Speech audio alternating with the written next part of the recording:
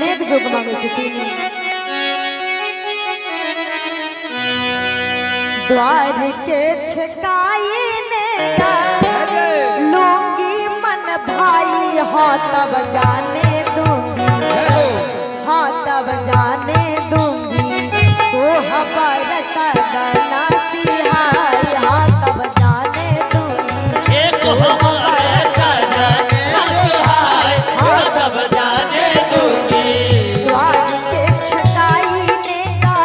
लूंगी मन भाई हाँ तब जाने दूंगी द्वार के छकाई लेगा लूंगी मन भाई हाँ तब जाने दूंगी ओ हबर सदना सिहाय हाँ तब जाने दूंगी ये हो हमारा सजना सिहाय हाँ तब जाने दूंगी दूल्हा बाबूजी भाग जाइए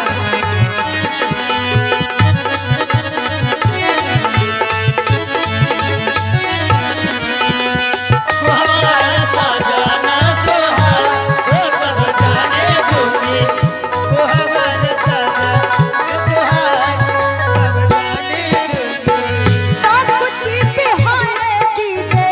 सब कुछ बिहाए दीजे दीनी है जो पाई पहुना दीनी है जो पाई हाँ तब जाने दूंगी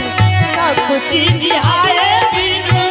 दीनी है जो पाई हाँ तब जाने दूंगी हाँ तब जाने दूंगी चाहे सोई मन कहूँ समझाए हाँ तब जाने दूंगी चाहे सोई मन कहूँ समझाए हाँ तब जाने दूंगी तू बड़ा दादा नसिहाय हाँ तब जाने दूंगी ये हमारा सजना सुहाय हाँ तब जाने दूंगी क्या होते सखी द्वार छिकाए में पूजा कमेटी की तरफ से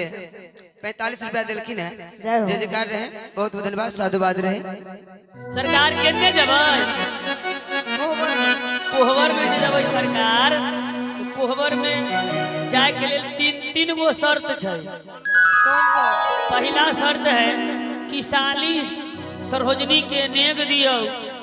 अगर नेग नहीं है तो दुर्मानी बूझू अगर दुर्मानी नहीं अबैया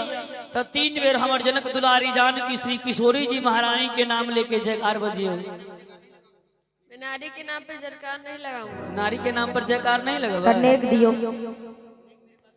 नेक मेरे पास नहीं दुर्मानी बुझवा है। बुझूंगा। बुझूंगा तो हम बुझाऊंगी बुझू दुल्हा सरकार एकटा चिड़ैया गोलम गोल ओई चिड़िया के सोन सन लोल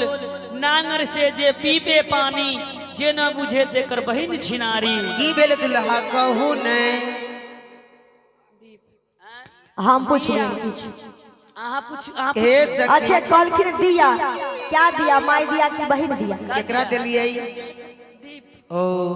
कि कहू यो पाहुन एकटा बात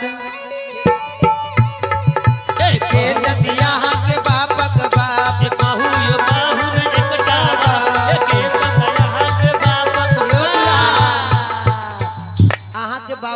बाबूजी के की नाम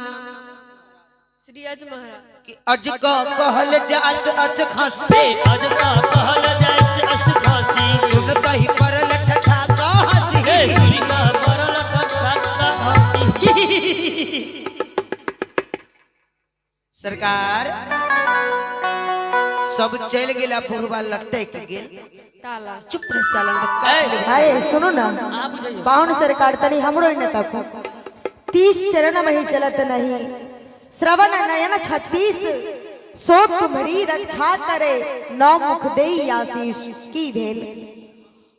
ब्रह्मा विष्णु महेश। सूर्य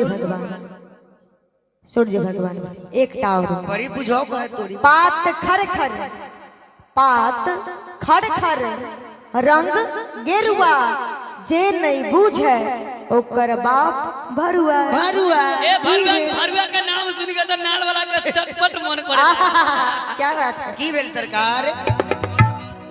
फरहर। हे सार पाहुन लेकिन हम सरकार लगई छत बारा फरहर सरकार